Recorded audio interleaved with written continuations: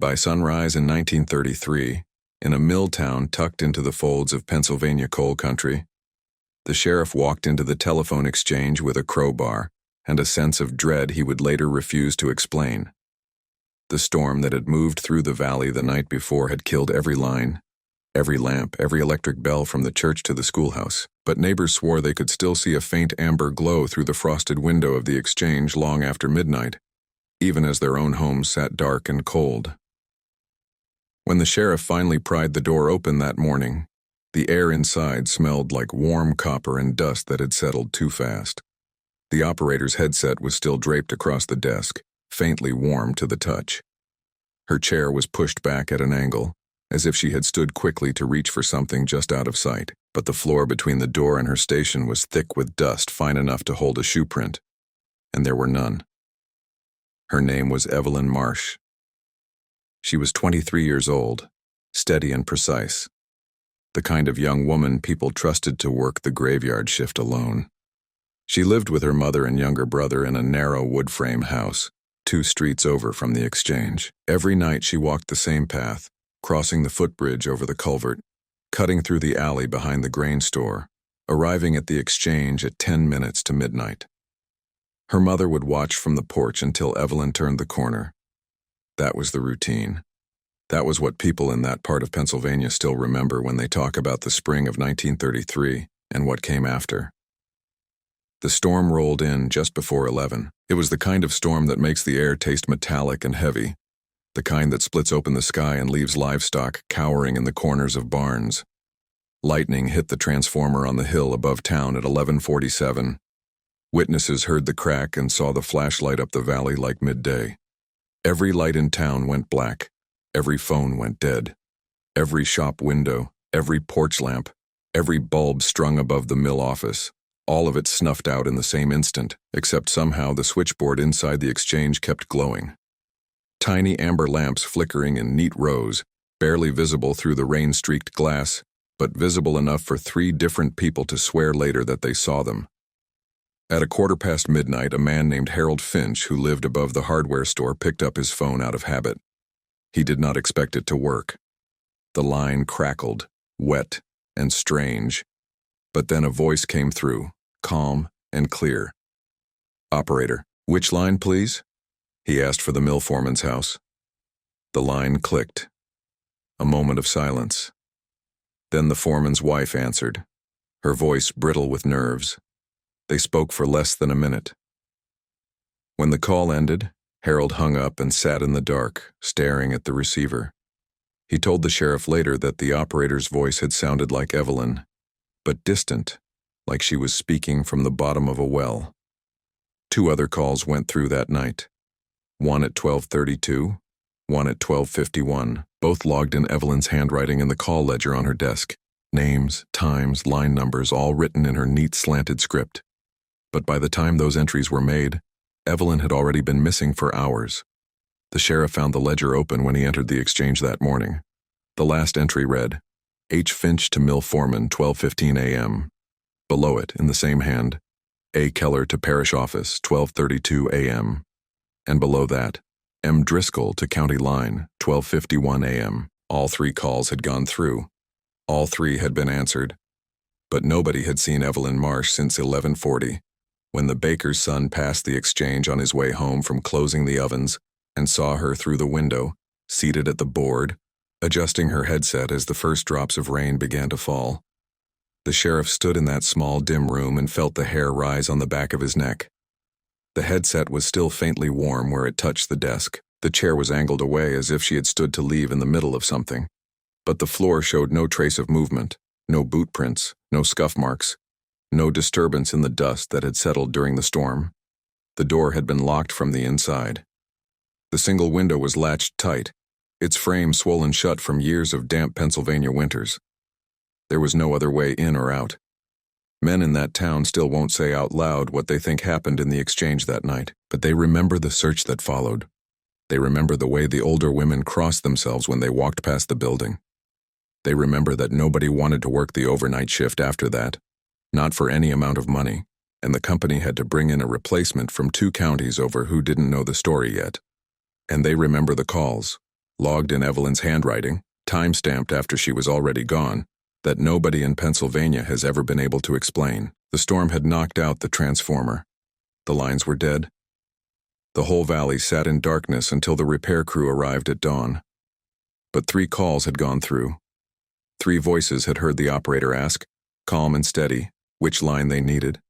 And 3 entries had been written in a ledger that was locked inside a room with no footprints leading to the desk.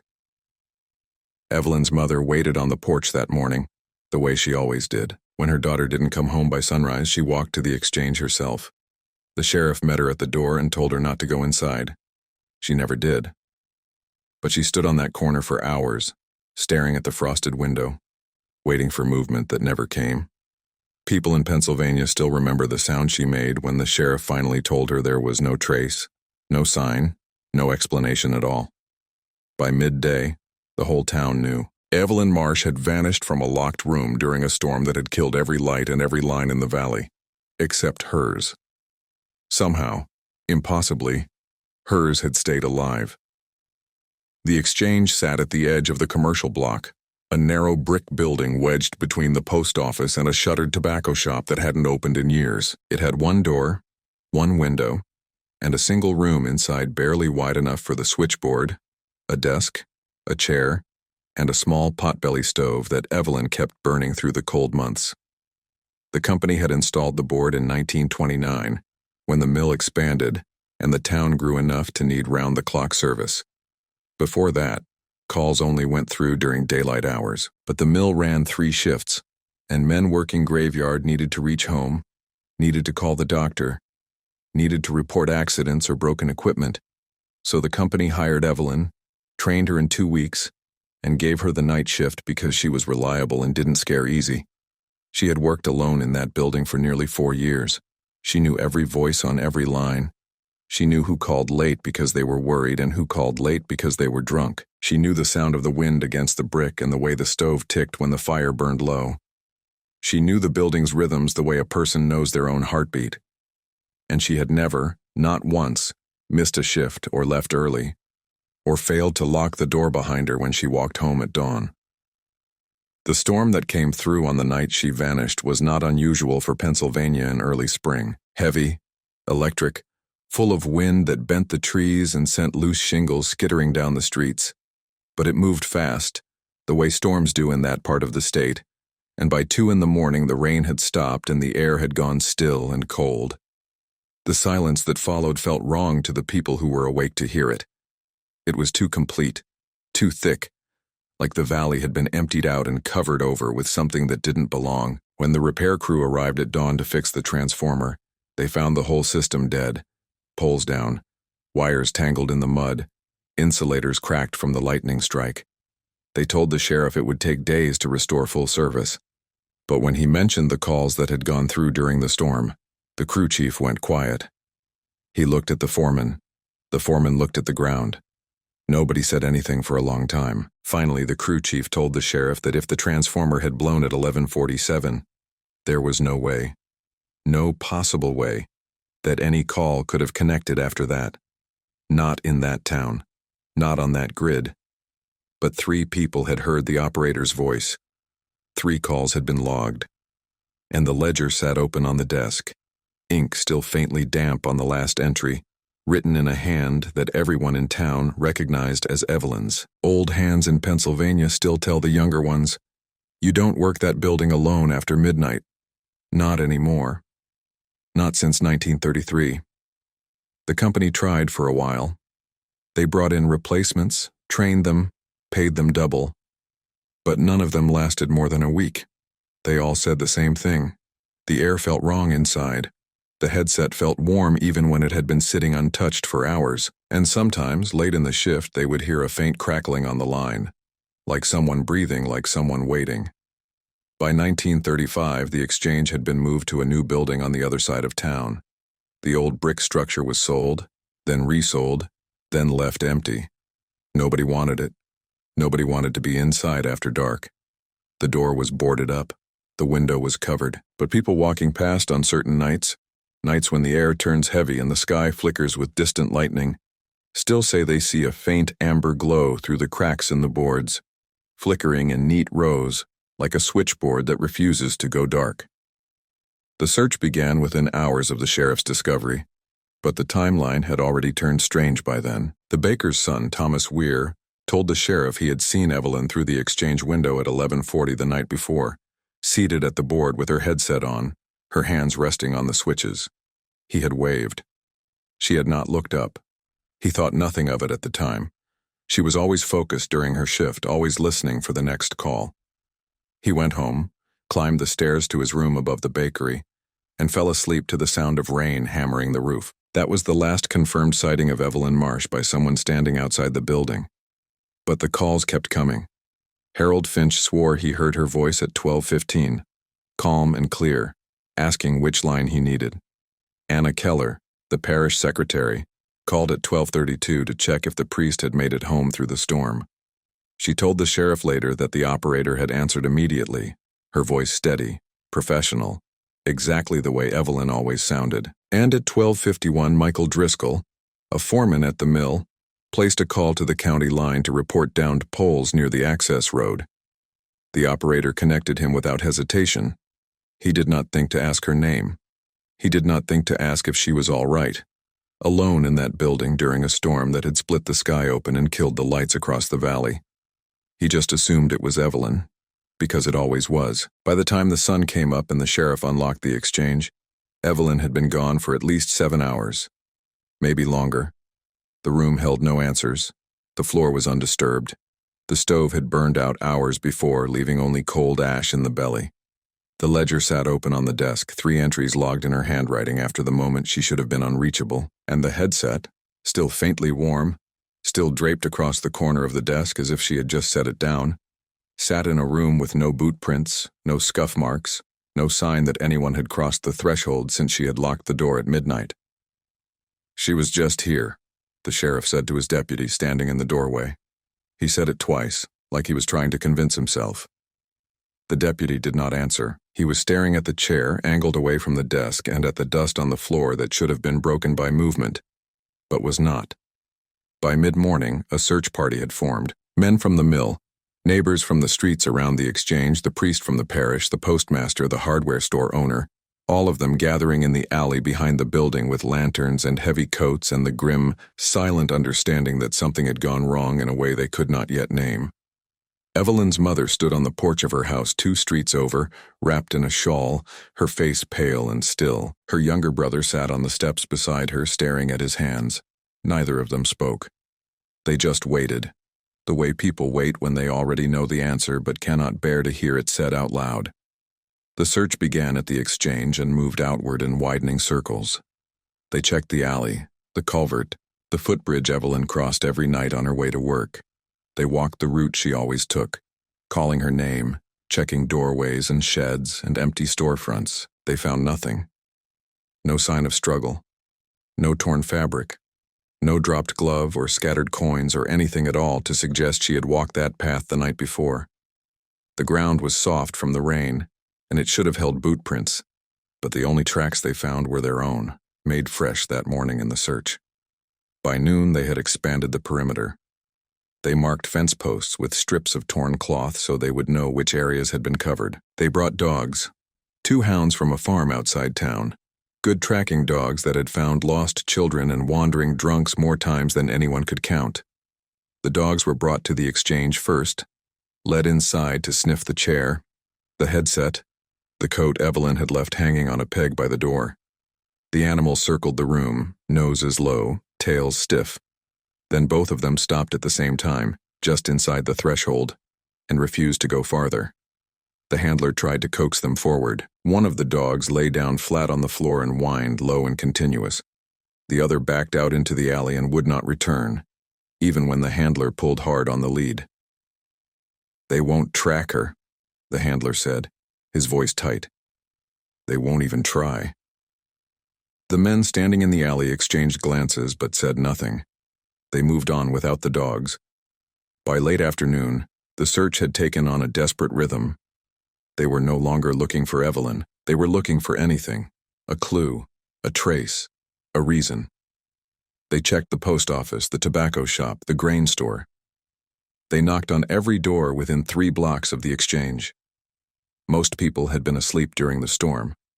A few had been awake, listening to the thunder, watching the lightning through their windows. But none of them had seen Evelyn. None of them had heard anything unusual, except for one detail, mentioned by 3 separate people that made the sheriff go still when he heard it the 3rd time. At some point after midnight, none of them could say exactly when, they had heard a soft 2-note sound, like a telephone bell ringing once and cutting off. It had come from the direction of the exchange. They had assumed it was part of the storm, some trick of wind and metal, but now, standing in the daylight with the search dragging into its 6th hour and still no sign of the missing operator, that sound felt different. It felt like something that should not have happened in a town with no power, no working lines, and a transformer blown to pieces on the hill above. The older men in the search party, the ones who had lived in Pennsylvania long enough to know when a thing felt wrong in a way that went deeper than logic, began to pull back. They did not say it outright, but their movements betrayed them, checking over their shoulders, refusing to go near the exchange after the sun started to dip, urging the younger men to work in pairs and never split off alone. One of them, a rail-thin man named Cyrus Holt, who had worked the mill for 30 years, finally said it plain. "We're not going to find her. Not the way we're looking." The sheriff asked him what he meant. Cyrus shook his head and walked away. By dusk, the search had slowed to a crawl. They had covered every street, every alley, every building within a half-mile of the exchange. They had checked the culvert twice, dragged hooks through the shallow water, found nothing but branches and trash. They had searched the old tobacco shop, the shuttered storefronts, the coal sheds behind the mill. Evelyn Marsh was gone, and the town had no explanation, no theory, no starting point that made sense in the daylight. That night, the sheriff posted 2 men outside the exchange with lanterns and strict orders not to leave their posts until sunrise. He did not explain why. He did not need to. By then, everyone in town understood that something had happened inside that building, something that could not be reduced to crime or accident or simple disappearance. The 2 men stood watch in silence, their lanterns casting long shadows across the alley. Neither of them spoke. Neither of them looked directly at the door. At 12:15, the exact time Harold Finch had placed his call the night before, both men heard a faint crackling sound from inside the exchange. Soft, distant, like static on a dead line. They looked at each other. One of them took a step toward the door. The other grabbed his arm and pulled him back. They stood there, frozen, listening. The crackling continued for maybe 10 seconds, then stopped. The silence that followed was so complete it felt like the air itself had been emptied out. By morning, both men had quit. They told the sheriff they would search anywhere else in town, do anything else he asked, but they would not stand watch outside that building again, not at night, not alone, not for any amount of money. The sheriff did not argue.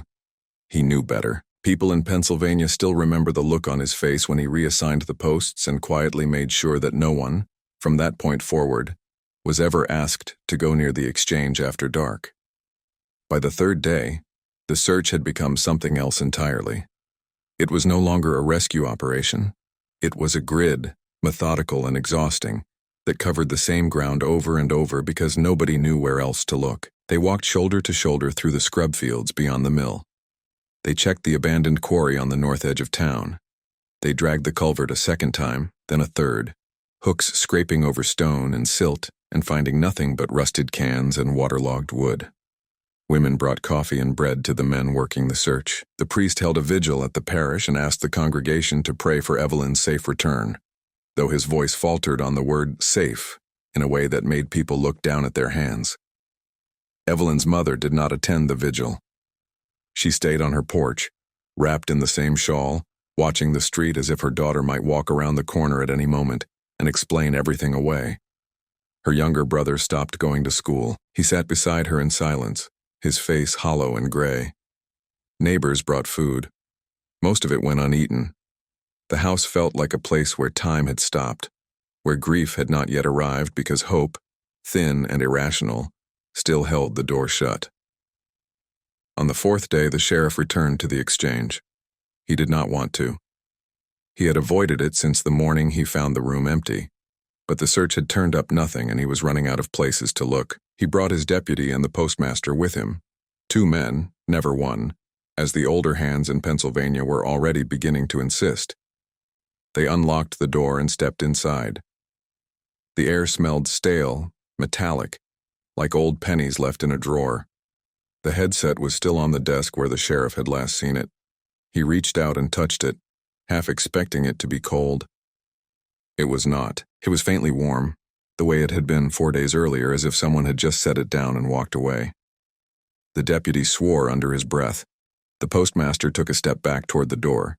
The sheriff pulled his hand away and wiped it on his coat, though he could not have said why. That was when they saw the ledger.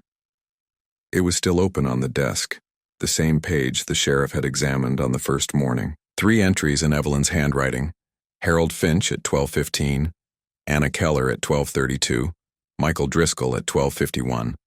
But now, beneath those entries, there was a 4th line. Fresh ink, still faintly wet, written in the same slanted script. No line requested, 3:02 a.m. The sheriff stared at it. The deputy leaned over his shoulder and went very still. The postmaster, standing in the doorway, asked what they were looking at. Neither of them answered. The sheriff turned the page carefully, as if the paper itself might be dangerous. The next page was blank. He turned back. The entry was still there. No line requested, 3:02 a.m. Written in Evelyn's hand, dated the same night she vanished. She didn't write that, the deputy said, his voice thin. She couldn't have. She was already gone. The sheriff did not argue. He knew the timeline. He had walked it a dozen times in his head. Evelyn had been seen at 11:40 by the baker's son. The last confirmed call had been placed at 12:51. By 3:02, the storm had passed, the town was dark, and the exchange had been locked from the inside with no one in it. There was no way she could have written that entry. But the ink was there. The handwriting was hers. And the ledger had been locked inside a room that no one had entered until the sheriff broke it open at sunrise. The postmaster stepped forward and looked at the page. His face went pale. "That's her writing," he said quietly. "I've seen it 100 times. She used to log calls for me when the lines went down. That's Evelyn's hand." The sheriff closed the ledger and told them both not to speak of it. Not yet. Not until he understood what it meant. But word spread anyway, the way it always does in small towns. By evening, half the search party knew. By the next morning, the whole town was whispering about the impossible entry, the line that should not exist, the call that was never requested, but somehow logged in the dead of night by a woman who was already missing. Theories began to surface, quiet and hesitant at first, then louder as the days dragged on. Some said Evelyn had been planning to leave, that she had staged the disappearance herself, and the entry was a mistake, written in haste before she fled. But that theory collapsed under scrutiny. Evelyn had no money saved, no reason to run, no lover waiting in another town. Her life was small and predictable and rooted in Pennsylvania soil. She was not the kind of person who vanished by choice. Others said she had been taken by someone who knew her routine, someone who had waited for a night when the storm would cover the sound of a struggle. But there was no sign of force, no broken lock, no torn fabric, no scream heard by anyone in the buildings nearby. And the entry in the ledger, written hours after she was last seen, made no sense in the context of an abduction. Why would a kidnapper return to the exchange, unlock the door, write a false entry in her handwriting, and leave without a trace? A few people, mostly the older men who had worked the land long enough to know when something felt wrong in a way that went beyond logic, whispered a third theory. They did not say it outright. They said it in fragments, in half-sentences spoken over coffee or during the long walks back from the search grid. They said the land around the exchange had always felt strange, that the building sat on a low spot where water pooled and fog lingered even on clear mornings. They said the transformer on the hill had been struck by lightning twice before, in 1927 and again in 1930. And both times the lights in town had flickered in patterns that made no sense. They said Evelyn had worked alone in that building for 4 years, and maybe, just maybe, she had not been alone at all. The younger men dismissed it. The sheriff refused to entertain it. But the theory spread anyway, quiet and persistent, like mold growing in the corners of a damp room, and the more people tried to explain the entry in the ledger, the warm headset, the calls that went through on deadlines, the more the rational explanations began to feel thin and insufficient, like paper stretched too tight over something that refused to stay buried. On the seventh day, the company sent a crew to inspect the exchange. They checked the wiring, the switchboard, the transformer on the hill. Everything was dead. The lightning strike had severed the main line clean through. There was no residual current, no backup power, no possible way the board could have stayed active after 11:47 on the night of the storm. The crew chief told the sheriff that if calls had gone through after that moment, they had not gone through on any system he understood. The sheriff asked him to put that in writing. The crew chief refused. He packed his tools, paid his men, and left town the same day. Nobody saw him again. By the second week, the search had slowed to a formality. The grid had been walked and rewalked until the grass was trampled flat, and the fence posts bristled with torn cloth strips marking territory already covered. The culvert had been dredged, the quarry had been searched. The woods beyond the mill had been combed by men walking arm's length apart, calling Evelyn's name into the trees and hearing nothing but their own voices echoing back. She was gone. The town had no body, no evidence, no closure. Just a locked room with no footprints, a ledger with an impossible entry, and a headset that stayed warm no matter how many days passed. The sheriff made a decision. He ordered the exchange locked and the key kept in his office. No one was to enter without his permission. No one was to touch the ledger, the headset, or anything else inside. The building was to remain sealed until further notice. He did not say what notice he was waiting for. He did not need to. Everyone understood that the exchange had become something more than a crime scene. It had become a place people crossed the street to avoid, a place mothers told their children not to look at too long, a place that held a silence so thick it felt like weight pressing down on the whole block. After that week, nobody in Pennsylvania took the overnight shift at the new exchange alone. The company tried to enforce the old schedule, one operator, midnight to dawn, but the workers refused. They demanded pairs, always two, never one, and the company relented because the alternative was no service at all. The rule spread quietly through the town. 2 men to lock up the hardware store after dark, 2 women to close the parish office, 2 workers to check the mill boilers before sunrise. It was never written down. It was never explained, but it was followed strictly and without exception by everyone who lived in that part of Pennsylvania and remembered the spring of 1933 when Evelyn Marsh answered calls on a deadline and left an entry in a ledger hours after she was already gone. The headset stayed on the desk warm and waiting in a room no one wanted to enter, and the ledger stayed open to the page with 4 entries. The last one written in a hand everyone recognized but no one could explain. Time stamped at an hour when the building should have been empty, and the woman who worked there should have been impossibly, irretrievably lost. The weeks that followed Evelyn Marsh's disappearance moved slowly, like mud settling after a flood. The search was officially called off on the 15th day. The sheriff made the announcement standing in front of the parish, his voice flat and exhausted, and told the gathered crowd that without new evidence or leads, there was nothing more his office could do. Evelyn's mother did not attend. She had stopped leaving her house by then.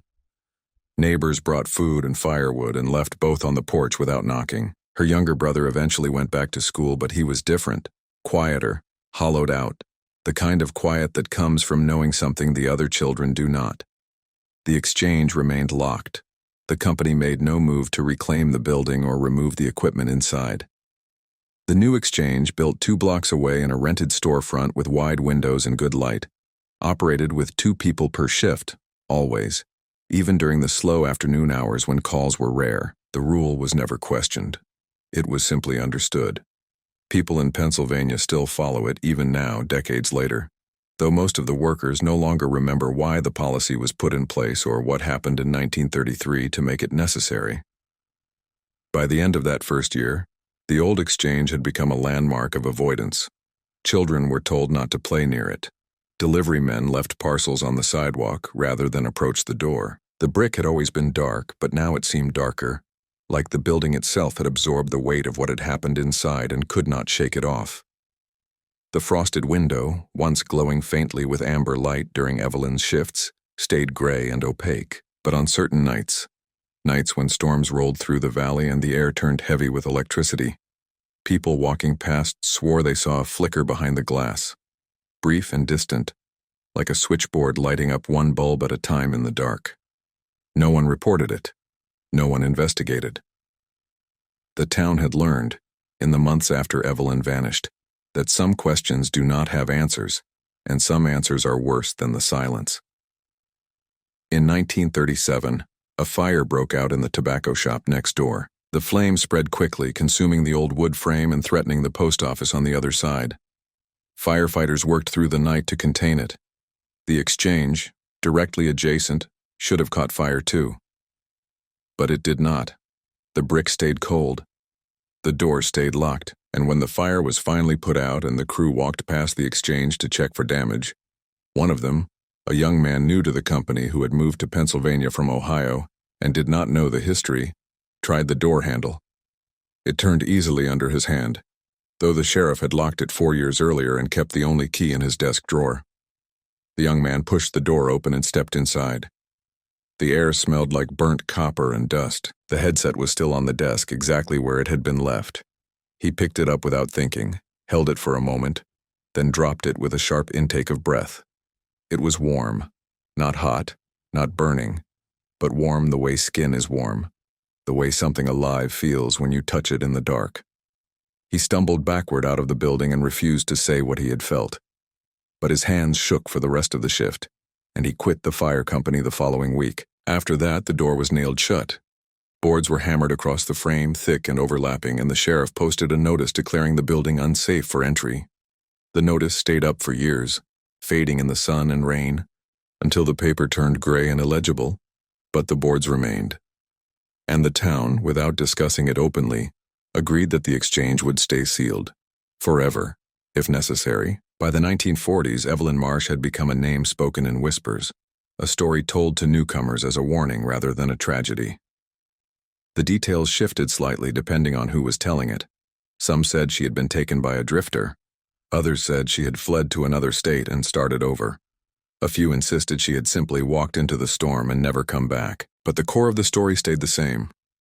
A young woman had vanished from a locked room during a storm, leaving behind a warm headset and a ledger entry written hours after she was already gone.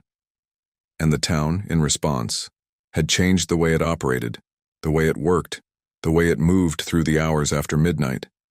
2 people, never one. Always pairs, never alone in the places where the lights did not reach. Evelyn's mother died in 1945. Her brother stayed in Pennsylvania long enough to settle the estate, then left and never returned. The house was sold to a family from Pittsburgh who knew nothing of the story and were never told. They lived there for 3 years before moving away, citing only that the neighborhood felt off in ways they could not explain.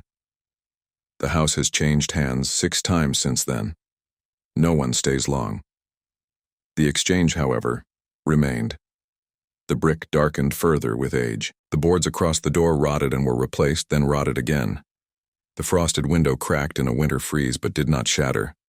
And on certain nights, when the air turns electric and storms roll through the valley the way they did in the spring of 1933, people still report seeing a faint amber glow through the cracks in the boards. Tiny pinpricks of light arranged in neat rows, flickering on and off like a switchboard that refuses to die. In 1968, a group of teenagers broke into the exchange on a dare. They pried the boards loose, forced the door open, and stepped inside with flashlights and cigarettes and the kind of reckless bravery that comes from not yet understanding how the world works. The room was exactly as it had been left 35 years earlier. Dust covered every surface. The stove sat cold and empty. The ledger was still open on the desk, though the pages had yellowed and curled at the edges, and the headset, still draped across the corner of the desk, still positioned as if someone had just set it down, sat in a thin rectangle of moonlight coming through the cracked window. One of the teenagers reached for it. His friends told him not to.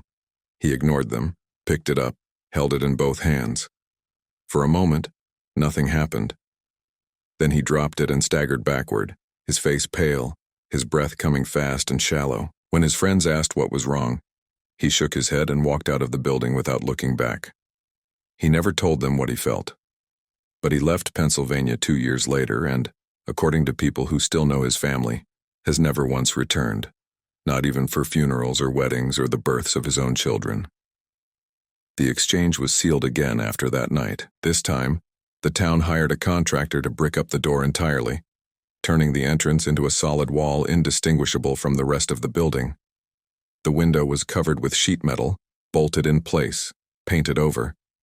The building became a blank brick shell, featureless and silent, a scar on the block that no one acknowledged but everyone avoided.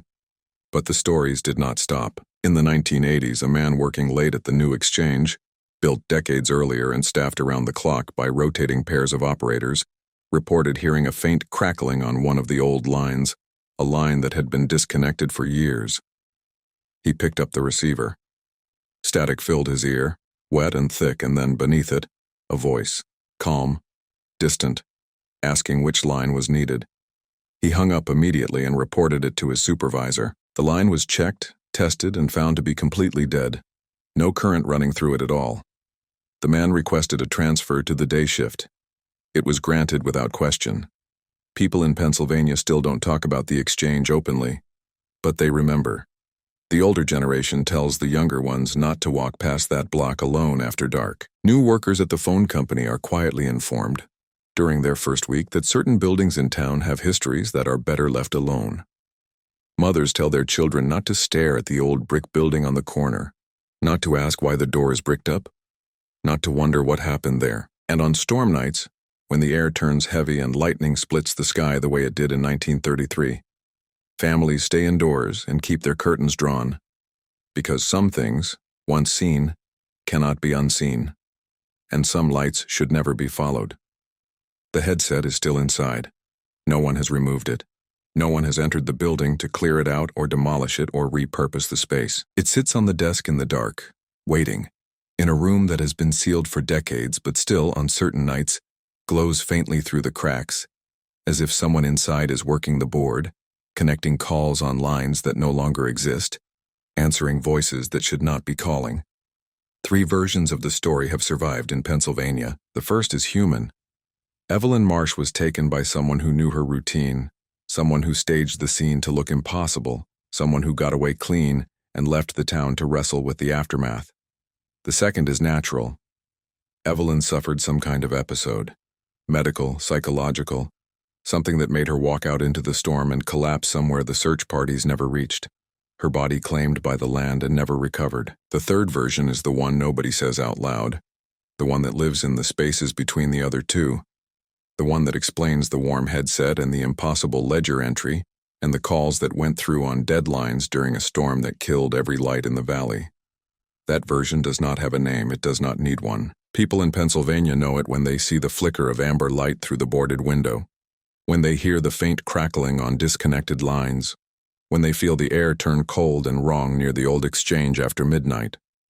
Which version makes sense here?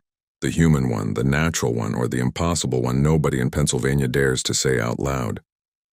Subscribe so you don't miss the next story.